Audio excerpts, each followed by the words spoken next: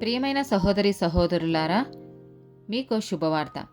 2025వ సంవత్సరంలో మొత్తం 365 అంశాలను మీతో పంచుకోబోతున్నాము.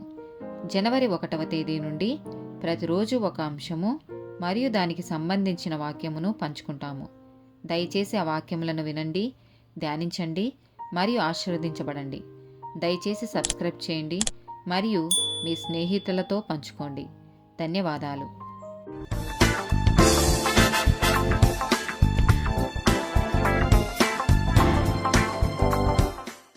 8th డే టాపిక్ వ్యసనం, అడిక్షన్. 1 కొరింథీయులకు రాసిన పత్రిక 3వ అధ్యాయము 16-17 వచనాలు. మీరు దేవుని ఆలయమై ఉన్నారనియు దేవుని ఆత్మ మీలో నివసించుచున్నాడనియు మీరెరుగరా? ఎవడైనను దేవుని ఆలయమును పాడు చేసిన ఎడల దేవుడు వానిని పాడు చేయును. దేవుని ఆలయము పరిశుద్ధమైనది, మీరు ఆలయమై ఉన్నారు. 1 కొరింథీయులకు రాసిన పత్రిక 6వ అధ్యాయము 12వ వచనం. అన్నిటి యందు నాకు స్వాతంత్రము కలదు గాని అన్నియూ చేయదగినవి కావు. అన్నిటి యందు నాకు స్వాతంత్రము కలదు గాని నేను దేని చేతను లోపరచుకొనబడనొల్లను. 2వ పేతురు గ్రంథము 2వ అధ్యాయము 19వ వచనము.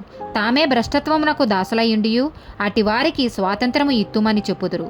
ఒకడు దేని వలన జయింపబడునో దానికి దాసుడగును గదా. ఆమేన్.